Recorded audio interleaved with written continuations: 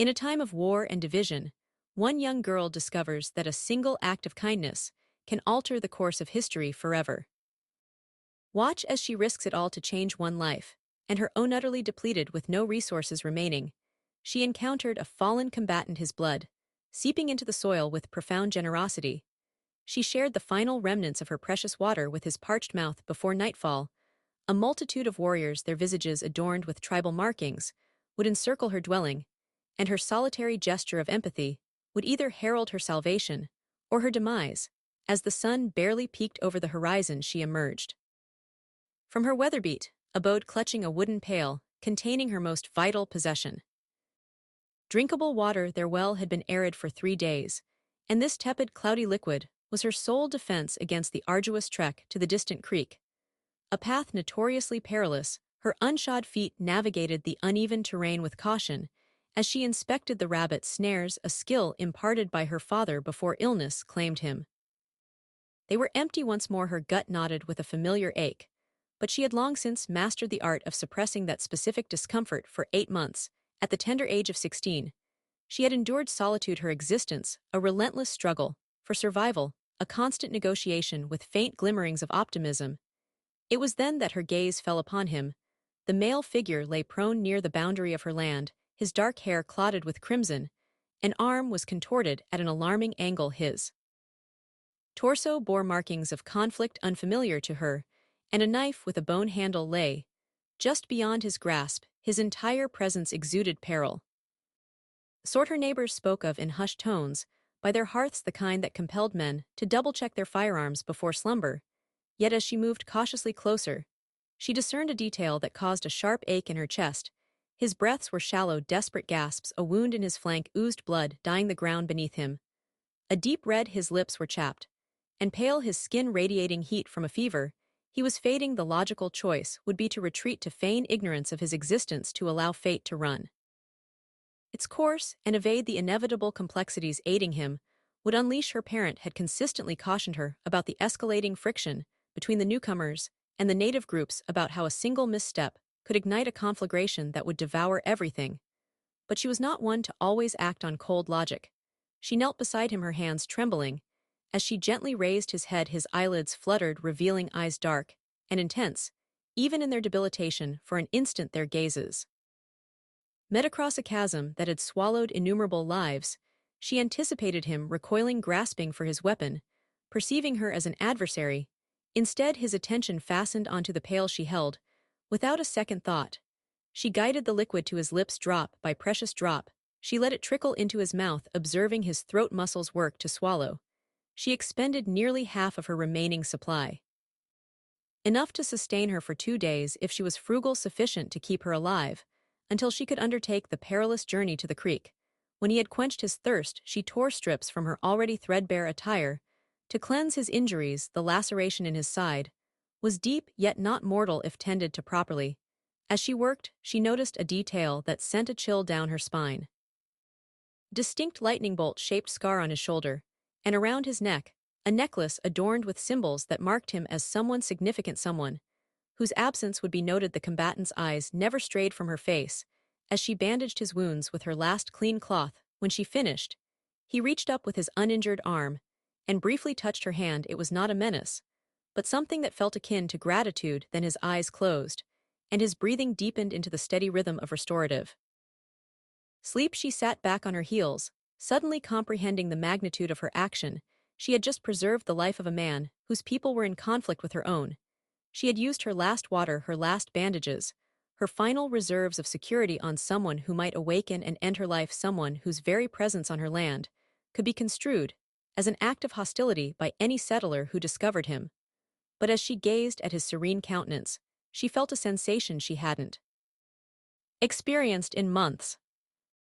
The warm satisfaction of having performed a purely virtuous deed in a world that seemed intent on punishing benevolence at every turn. That feeling endured precisely as long as it took for her to hear the sound that froze her blood, hoofbeats, many of them approaching swiftly across the valley floor. And from the cadence she could discern, they were not the horses of settlers or military personnel.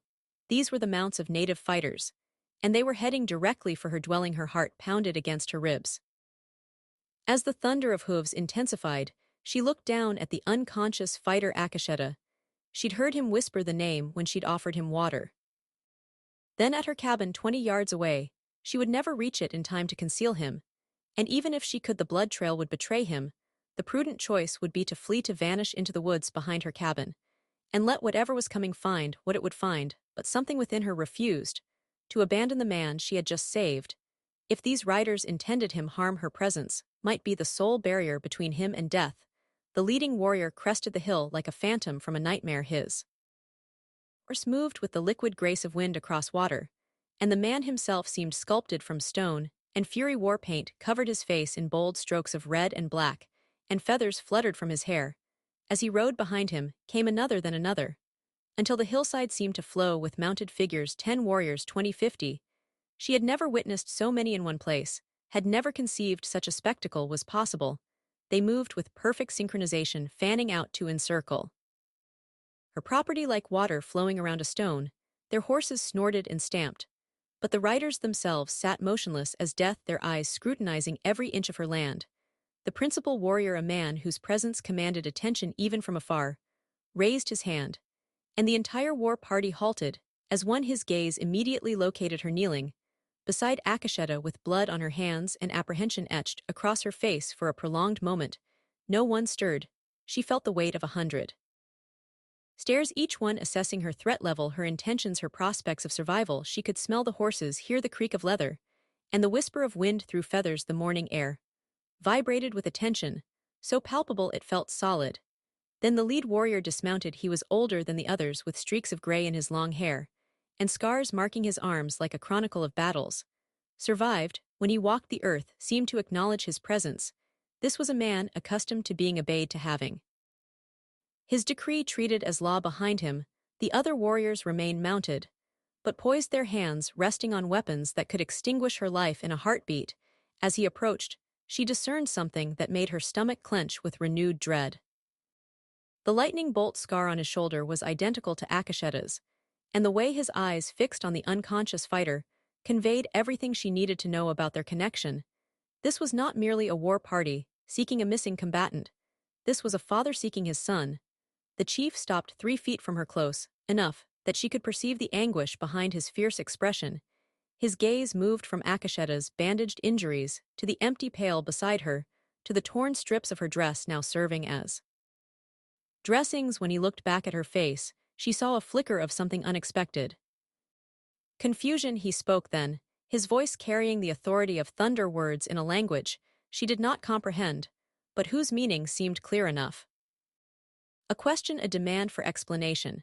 But before she could even attempt to respond, something shifted in the air around them, more hoofbeats coming from the opposite direction. The warriors tensed immediately, hands moving to weapons, horses sidling nervously. These new riders were not painted for war. They wore the blue uniforms of the cavalry, and they were approaching rapidly. The chief's head snapped toward the sound of approaching cavalry, and in that instant, she saw the situation explode into something far beyond her control. The warriors behind him shifted like a flock of birds, sensing a predator, weapons appearing in hands with deadly efficiency. What had been a tense but manageable encounter was about to become a massacre with her caught in the middle. No, she whispered, then louder, no. She flung herself across Akasheta's unconscious form, spreading her arms wide as if her small body could somehow shield him from what was coming. The chief's eyes widened at her action, genuine surprise flickering across his weathered features. In all his years of warfare, he had clearly never seen a settler willing to die protecting one of his people. The cavalry emerged from the treeline like a blue tide of trouble. 12 soldiers led by a lieutenant, whose fresh face marked him as someone still believing war could be clean and simple. When he saw the war party surrounding her dwelling, his hand went immediately to his saber. Stand down. He shouted, his voice cracking slightly on the command. Release the girl and withdraw from this territory. The chief turned slowly, his movement deliberate and loaded with menace. When he spoke, his English was heavily accented but perfectly clear. Take what is ours. That girl is under the protection of the United States Army. The lieutenant replied, though she noticed his hand trembling on his weapon. Any harm to her will be considered an act of war. A cold smile touched the chief's lips. War. He gestured to his warriors, who seemed to multiply in the morning light as more emerged from positions she hadn't even known they occupied. You bring 12 boys to speak of war. The lieutenant's face went pale as he realized what she was only beginning. To understand this wasn't a random encounter, the war party hadn't just happened to find Akasheta here, they'd been tracking him following a trail that led directly to her doorstep. And now they were face to face, with exactly the kind of confrontation that sparked the conflicts her father had warned her about. There's been a misunderstanding. She called out, her voice stronger than she felt. Both groups of men turned to look at her, and she realized she might be the only person present who didn't want to. Start shooting. I helped him, he was hurt, and I gave him water. You what? The lieutenant's voice climbed higher. You aided a hostile warrior. He was dying, she said simply. The chief studied her face intently, as if trying to read something written there in a language he was only beginning to understand. He spoke again in his own tongue, a quick series of words that made several of his warriors murmur among themselves. Then he looked down at Akasheta, noting the careful way his wounds had been dressed, the clean water bucket, the strips of cloth that had clearly come from the girl's own clothing. But before anyone could respond to this revelation, Akasheta's eyes fluttered open. The young warrior's gaze moved from his father's face to the soldiers behind him, to the young woman, still kneeling protectively beside him. When he tried to sit up, pain made him gasp. But he forced himself upright anyway. He spoke to his father, in urgent, hushed tones, gesturing toward her with his good arm. The chief's expression shifted as he listened to his son's words. The hard lines around his eyes softened slightly, and when he looked at her again, there was something different in his gaze, something that might have been respect.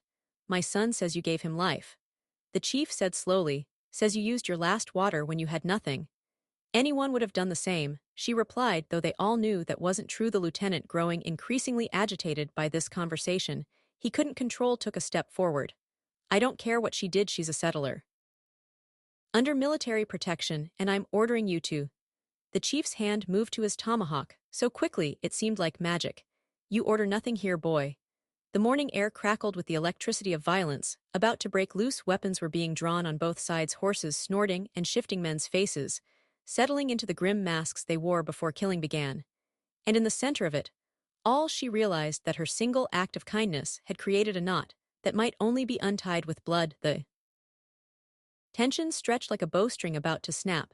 She could see fingers tightening on triggers, hands shifting to weapon grips, horses sensing their riders' readiness for violence. In seconds, her small patch of land would become a battlefield. And everyone present seemed willing to die for principles she didn't fully understand except Akasheta. The wounded warrior struggled to his feet, swaying slightly, but refusing his father's steadying hand. When he spoke, his voice carried across the clearing with surprising strength. Each word carefully chosen in English so everyone could understand. She is under my protection now. The statement hit like lightning. The lieutenant's jaw dropped. Several warriors shifted uncomfortably. Even the chief seemed taken aback by his son's declaration. In the culture of the Lakota, such a pronouncement carried the weight of law, binding the speaker to defend the protected person with his life. You can't do that, the lieutenant sputtered. She's a citizen of. She gave me life when she could have let me die. Akasheta continued, ignoring the soldier, completely, his gaze fixed on his father. The spirits brought me to her door for a reason. She has earned the right to walk safely among our people. The chief's face was unreadable, but she could see the conflict playing out behind his eyes. This was his son, heir to leadership of their band, making a decision that could affect the delicate balance of power in the entire territory.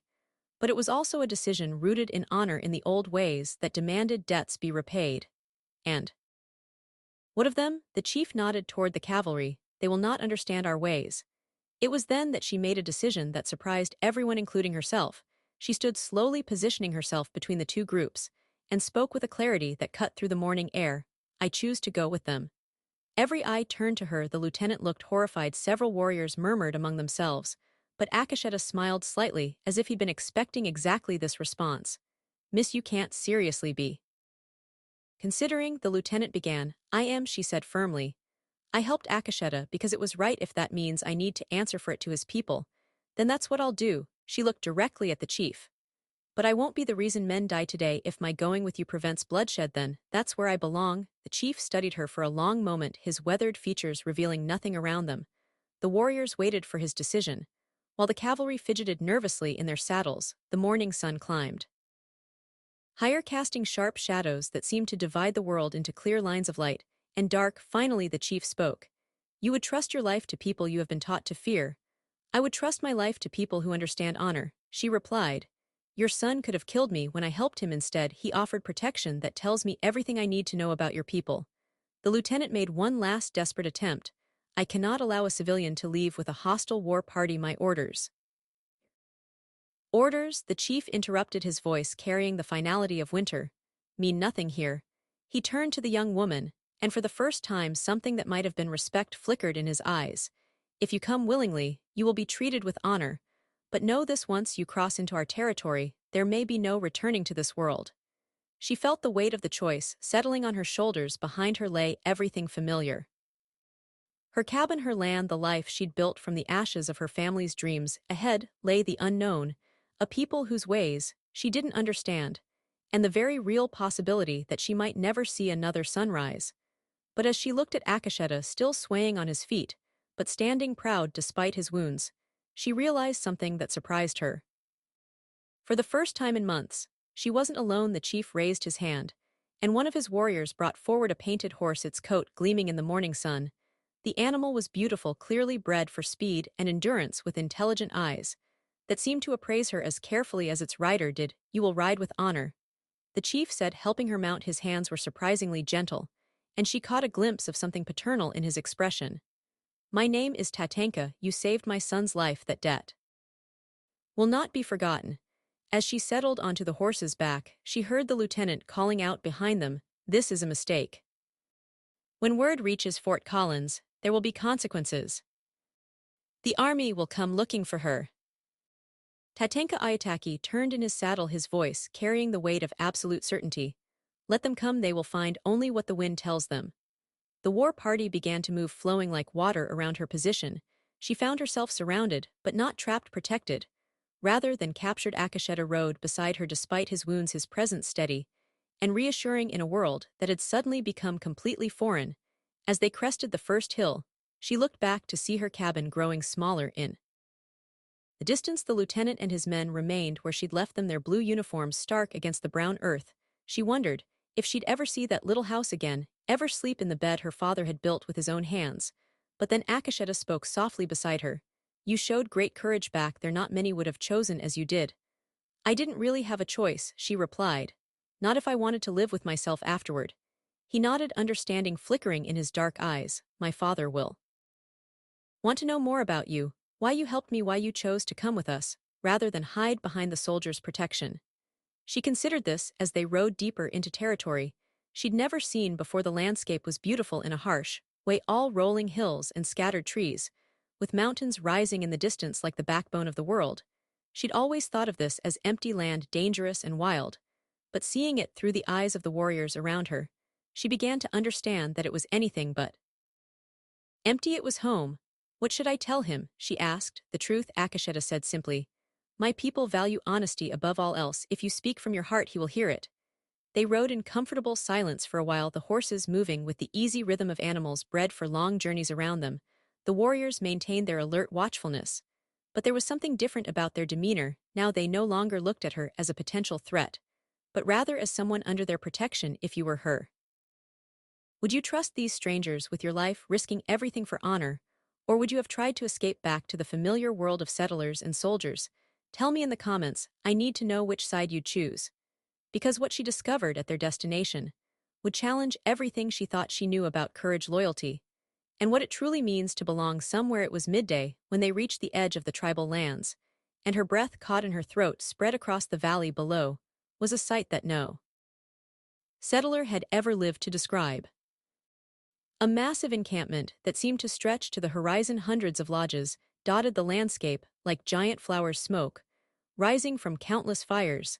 The sound that reached her ears was unlike anything she'd ever heard. The voices of children playing, women singing, dogs barking, horses nickering. It was the sound of a living, breathing community. 700 warriors, Tatanka said, noting her expression, and their families, nearly 3,000 people who call this place home. She felt her mouth go dry. She'd heard estimates of tribal numbers from traders and soldiers, but seeing the reality was something else entirely. This wasn't the small, scattered group she'd imagined. This was a nation. And they all know about me? She asked. Akasheta's smile was enigmatic. News travels fast here. By now everyone knows. that a settler girl gave her last water to save a warrior's life. They're curious to meet someone brave enough or foolish enough to make such a choice. As they began their descent into the valley, she realized that her real test was just beginning. If you're enjoying the story, subscribe to the channel. The morning's confrontation with the cavalry seemed simple compared to what lay ahead. Earning the trust and respect of 3,000 people who had every reason to see her as their enemy, the procession into the camp was unlike anything she could have imagined. As word spread of their arrival, people emerged from their lodges like flowers opening to the sun. Children ran alongside the horses, their laughter bright, and curious women paused in their work to watch, some with suspicion, others with frank interest. Warriors nodded respectfully to Tatanka Ayatake, but their eyes were all on the pale girl riding beside his wounded son. She felt the weight of hundreds of stares, each one carrying questions she couldn't answer. Her worn dress, patched and faded, seemed shabby compared to the beautifully decorated clothing around her, the intricate beadwork, the rich colors of painted hides, the elegant braiding of hair adorned with feathers and shells. It was a level of artistry that made her feel like a sparrow among eagles. But what struck her most was something she hadn't expected. The children, they looked just like children, everywhere, curious, playful, full of life. Some hung back shyly behind their mother's skirts, while others boldly reached out to touch her horse. As they passed, their laughter was universal, needing no translation. Tatankayatek led them to the center of the camp, where the largest lodge stood, decorated with symbols that seemed to tell stories in a language of paint and hide. As they dismounted, an elderly woman emerged from this central dwelling. Her hair was silver-white, braided with ornaments that caught the light, and her face held the kind of wisdom that came from seeing many seasons pass. When she looked at the young woman, the girl felt as though she was being measured for something far more important than clothes. "This is Winona," Tatankayatek said. "She is the keeper of our stories, the one who remembers what must not be forgotten. She will decide if your actions have earned you a place among us." Winona approached slowly, her gaze never leaving the girl's face. When she spoke, her English was precise and careful, as if each word had been chosen for its exact weight. "You gave water to my grandson when you had little for yourself." "Yes," she replied simply. "You knew he was Lakota, you knew the danger." "Yes, yet you chose to help him anyway." She nodded, unsure what else to say. The old woman continued to study her, and the entire camp seemed to hold its breath, waiting for her judgment. Finally, Winona smiled, an expression that transformed her weathered features into something beautiful. "Then you understand something that many do not, that kindness recognizes no boundaries, that compassion knows no tribe." She stepped forward and placed her hands on the young woman's shoulders. "You will stay in my lodge tonight. Tomorrow, when the sun rises, you will choose return to your people with our blessing and our protection, or remain here and learn our ways. But know this, whatever you choose, you will always be welcome at our fires." The crowd around them began to disperse, people returning to their daily tasks. New energy, a buzz of conversation about the unprecedented events of the day. She felt a mixture of relief and overwhelming uncertainty. She'd been accepted, at least temporarily. But the weight of the choice ahead pressed down on her like storm clouds, gathering on the horizon. As Winona led her toward the lodge, she caught sight of Akasheta being helped away by two other warriors before he disappeared from view. He turned back and caught her eye. His nod was slight, but unmistakable, a promise that whatever happened next, she wouldn't face it alone. But as the sun began its descent toward the western mountains, she couldn't shake the feeling that something was building on the horizon, something that would test not just her courage, but the fragile peace that her act of kindness had created. The lodge was larger inside than it appeared from the outside, with buffalo hides stretched over wooden poles, creating a space that felt both intimate and grand. Painted symbols covered the wall, animals, celestial bodies, and geometric patterns that seemed to dance in the flickering light of the central fire. Winona moved with practiced efficiency, preparing food and bedding, while sharing stories that helped her understand the world she'd entered. "My people have lived on this land for generations beyond counting," the old woman said as she worked. "We know every stream, every hunting ground, every sacred place, but lately more settlers come each season, and with them soldiers who see only empty land to be claimed." She listened, beginning to understand the deeper currents that had brought her to this moment. Her own family had been part of that westward push, seeking opportunity in a place that others already called home. The realization brought with it a complicated mix of guilt and understanding. "Your son Akasheta, he was scouting near settler territory when he was wounded," she asked. Winona's hands paused in their work. "He was returning from a peace mission, Some of our young warriors grow restless speak of driving out all settlers before more arrive Akashet. When to speak with the chiefs of neighboring bands to urge patience to seek a path that doesn't lead to war. The weight of this revelation settled over her like a blanket. She'd saved the life of a peacemaker, someone working to prevent the very conflicts that terrified settlers like herself. But she'd also learned something else. War was closer than she'd realized, balanced on a knife's edge that could tip either way. As evening deepened, the sounds of the camp began to change. The laughter of children gave way to the low murmur of adult conversation, the crackle of fires, and something else, a rhythmic drum beat that seemed to pulse with the heartbeat of the earth itself. "They're telling the story of what happened today," Winona explained, seeing her curious expression. "Your story, how a settler girl chose compassion over fear, how she rode willingly into danger rather than see blood spilled. Such stories become part of our history, passed down through generations." She felt overwhelmed by the thought. "I just did what anyone should do." "But few would," Winona replied gently. "That's what makes it worth remembering." As they prepared for sleep, a commotion outside caught their attention. Voices were raised in urgent discussion, and through the lodge's entrance, she could see warriors gathering around fires, their faces grim in the dancing light. "What's happening?" she asked before Winona could answer. Tatanka's voice called from outside. "Winona, bring the girl, she needs to hear this." They emerged to find the chief standing with several other warriors, all of them wearing expressions that made her stomach clench with dread. When Tatanka spoke, his words carried the weight of impending storm. "Riders came from the east. The lieutenant who wanted to take you back, he has returned to Fort Collins and told his commander that we captured a settler woman. They're calling it an act of war." She felt the blood drain from her face. "But I came willingly. I chose to come here." "They don't care about choice," another warrior said bitterly. "They see only what serves their purpose, a reason to bring soldiers into our lands." Tatanka Yadek continued, his voice heavy with the burden of leadership. "They're gathering forces not just from Fort Collins, but from 3 other military posts. By tomorrow's end, we could face 500 soldiers demanding your return." The implications crashed over her like a cold wave. Her act of kindness, meant to prevent bloodshed, had instead provided the excuse for exactly the kind of large-scale conflict everyone had been trying to avoid. The young lieutenant's wounded pride had escalated a simple misunderstanding into a potential massacre. "I have to go back," she said immediately. "I have to tell them the truth." "It may be too late for truth," Winona said sadly. "When men want war, they find ways to justify it." Akasheta appeared at the edge of the firelight, his wounds freshly dressed, but his step still uncertain.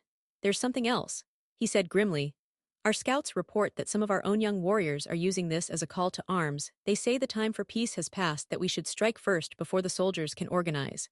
She realized with growing horror that she stood at the center of forces spiraling beyond anyone's control. Her single act of compassion had become the catalyst for exactly the kind of devastating conflict that both sides had been dreading.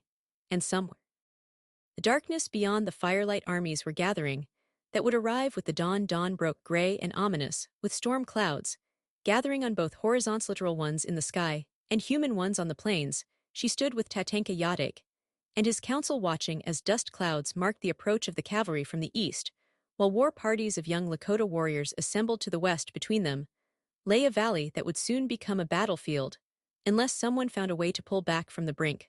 500 soldiers, a scout reported breathlessly, led by a colonel who's never lost a battle. They carry cannons. And our young warriors number 300, with more arriving from allied bands. Another voice added, "They paint their faces for war and sing death songs." She felt the weight of impending catastrophe pressing down on her shoulders. Everything she'd tried to prevent was about to happen on a scale that would echo through history. But as she watched the two forces converging, an idea began to form. Disparate. Dangerous, but perhaps their only hope. "Let me go to them," she said suddenly. "Alone before they meet." Tatankayatek shook his head immediately. "You would be killed before you spoke 10 words." Soldiers in battle mood see only enemies. "Not if I carry something they can't ignore," she replied, her voice growing stronger with conviction. "A flag of truce and proof that I was never captured." She turned to face the assembled council, her heart racing but her voice steady. "Give me Akasheta and a small escort. Let us ride to the middle ground between the armies. When both sides see that he's alive and I'm unharmed, when they hear the truth of what really happened, maybe reason can still prevail." "And if it doesn't?" Winona asked quietly. "Then at least we'll have tried something other than violence first." The next hour passed in a blur of preparation. Akasheta, still weak but determined, mounted his horse beside her. 5 warriors rode, with them carrying white cloth that caught the morning wind, like prayers made visible as they crossed the valley floor toward the space between the armies. She could feel hundreds of eyes watching their progress.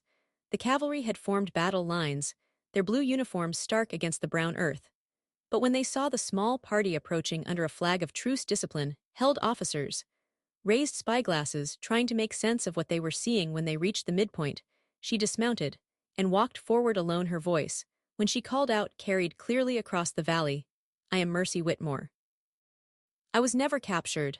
I came here willingly to prevent bloodshed. And I'm here now for the same reason. For a long moment nothing happened. Then a single rider broke from the cavalry lines, the young lieutenant from the day before, his face flushed with anger and embarrassment. You were coerced, he shouted, threatened into saying these things. I was shown more kindness by these people than I've known in months, she replied. They fed me, sheltered me, and protected me. The only threat to my safety is the warrior about to start.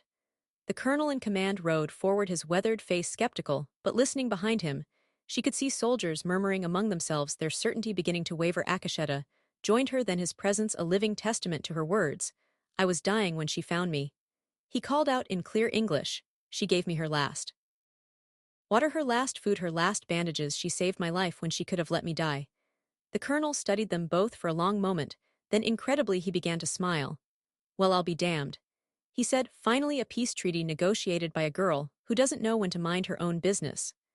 3 months later, she stood in the doorway of a new cabin built, where 3 territories met, a place where settlers, soldiers, and Lakota could trade safely under the protection of the unprecedented agreement that had grown from that morning in the valley. Akasheta, now completely recovered, labored beside Tatanka, his father, to establish the trading post that would serve as neutral ground for all peoples.